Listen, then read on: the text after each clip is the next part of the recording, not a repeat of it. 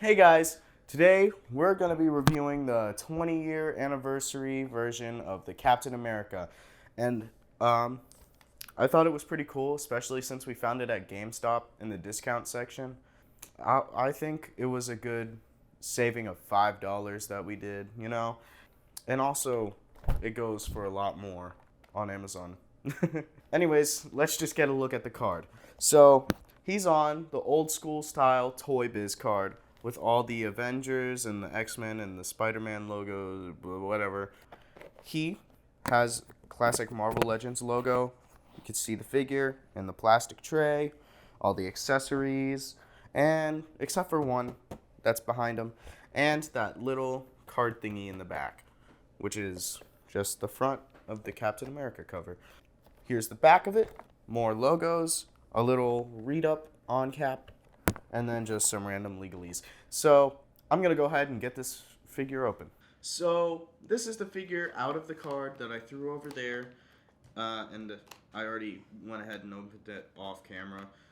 He comes with a really nice Marvel Legends paper here, which you could just peel back, and you'll find a Marvel Legends stand with another stand inside of it for this.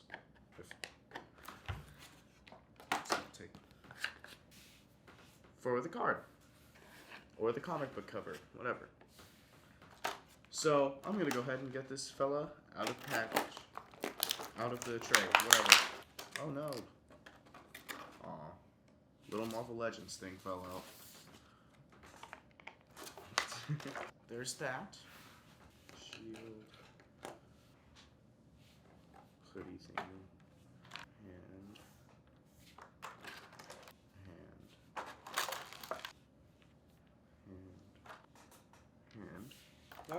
Homelander, no. Yeah, that could go right there. Yes, it came off on the piece of tape.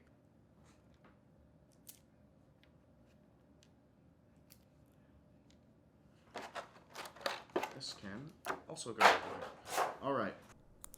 So, this is what he looks like completely outside of the packaging. And I think, personally, he looks pretty good. So first, we're going to take a look at the figure, then the accessories, then the articulation. So first, here's the figure. Great paint applications. You can see the little shading on the stomach and on the boots, well, on the boots, it's more just paint wash, and the gloves too. The skin tone part of his face is actually painted on, and I think this looks like a pretty good figure.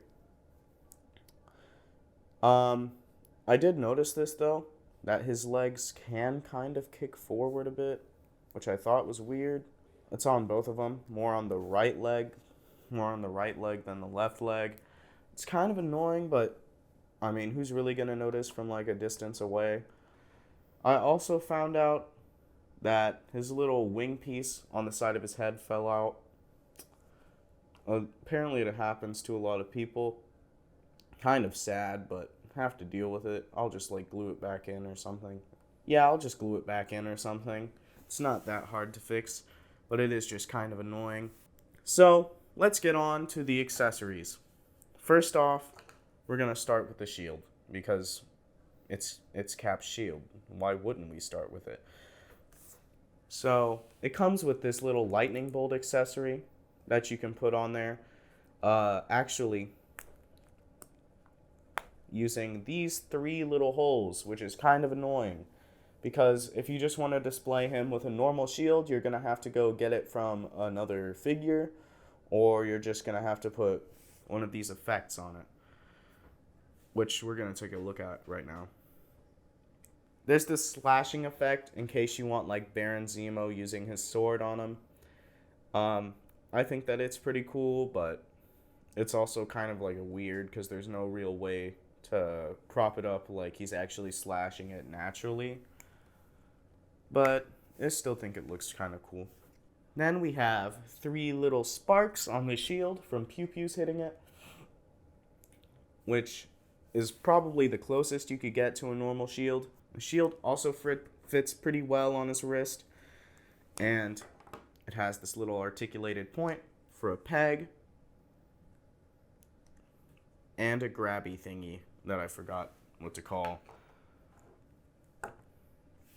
Next, he comes with a Homelander looking-ish head, like, like the one from the comics, and also a little hoodie that's down. So if you wanted to, you could, there we go. You could put this hoodie thing on, and then, oh my god. And then you can put it on like this, like he's unmasked. But personally, I think I would prefer to just have just the head. To have just the unmasked head on or the normal Captain America mask on. Either one would have been fine. Next, he has technically 3 sets of hands. He has these 2 fists, which I'm leaving on his body.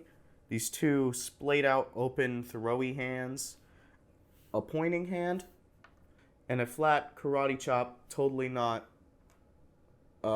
less Hydra hand. Sadly, no middle fingers. I'm going to go ahead and show you what he looks like with a splayed out hand, a pointing hand,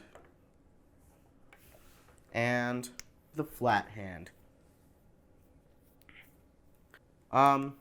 It is kind of lackluster, especially since it's nothing like special like how they did with the 80 years anniversary cap, where he had the little effect where it looked like he was throwing the shield. But I'll live. Alright, let's get on to the articulation. So his head looks up, looks down. Wow, that's good. He has full elbow, or full shoulder. His shoulder goes out about 90. He has a double hinged arm, a waist swivel, ab crunch. Doesn't go forward that much, goes back all right, I guess. His leg goes about this much forward, and not a lot of out. Definitely doesn't compete with that Thor. He has a boot swivel, a thigh swivel, and his foot can point, flex, and pivot. A little bonus thing, if you really felt like it, you could take off his little strap thing, and you can put on his shield in his back. But this also has a hole, so it's really just a cosmetic difference, not really a practicality difference. You have to aim the holes downward if you want to hide them in the front, though. But even then, they aren't 100% blocked. But I think it looks pretty alright. One more thing I forgot to mention about the accessories was, again, the stand and the little card. The stand has pegs on it, so you can make them stand up like this. And the card also has a little bit of scenery on the back, which this, fun fact, is actually the stand that the original one came with 20 years ago. I just thought it was cool. You don't have to make fun of me in the comments. Anyways, let's get on to the comparisons. So first, I have 2 figures. I have the 80 years Thor figure and the Iron Man figure. Pretty great. I have a SH Figuarts Captain America figure from Avengers. Oh, he's about to fall. I have a Ravager Thor figure from Love and Thunder. A Jotaro Kujo figure, Part 3. And last but not least, I have Deadpool.